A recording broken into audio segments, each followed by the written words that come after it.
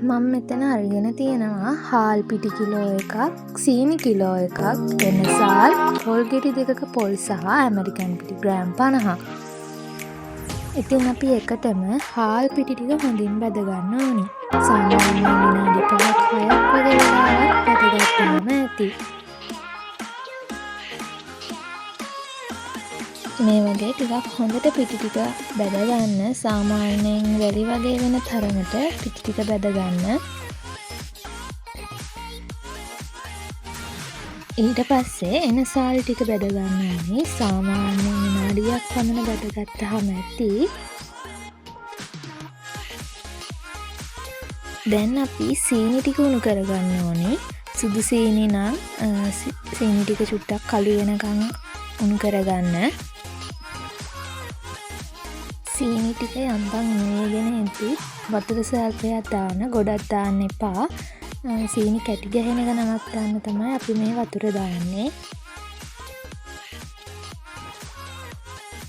මේ වගේ හොඳට සීනි ටික උණු කරගත්තට පස්සේ අපි පොල් ටික දාන්න ඕනි.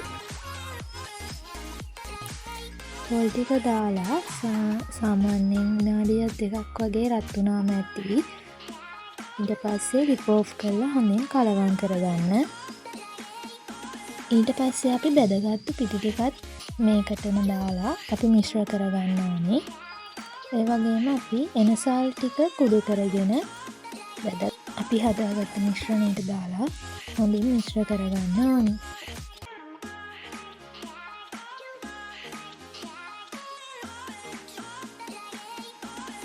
ඒ වගේම මේ වෙලාවේදී ඔයාලට අවශ්‍ය ප්‍රමාණයට ලුණු එක් කරගන්න පුළුවන්. ඊට පස්සේ මිශ්‍රණයෙන් ඔයාලට පොඩි පොඩි ගුලි සකස් කරගන්න පුළුවන්. දැන් අපි මේ හදාගත්තු ගුලි ටික දවටන මිශ්‍රණය හදාගන්න ඕනේ. ඒකට ඇමරිකන් පිටි, කහ සහ ඒකට ඇල් වතුර ටිකක් දාලා මේ විදිහට හොඳින් කලවම් කරගන්න ඕනේ. ගොඩක් මුකුවට හදාගන්නත් එපා. සාමාන්‍යයෙන් මුකුවට හදාගන්න ඕනේ.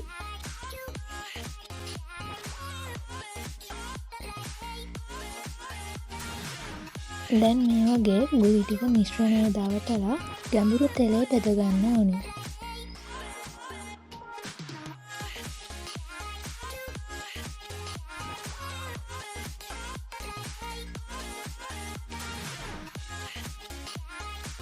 මේ වගේ රන්වන් පාටක් යනකම් බැදගන්න.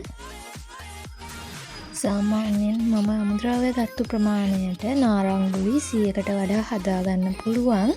ඔන්න මේ තියෙන්නේ අපි හදාගත්තු නාරංගුලි ටික. මේ වගේ තවත් රසකෑම රෙසිපි දැනගන්න අපේ channel එක subscribe කරන්න.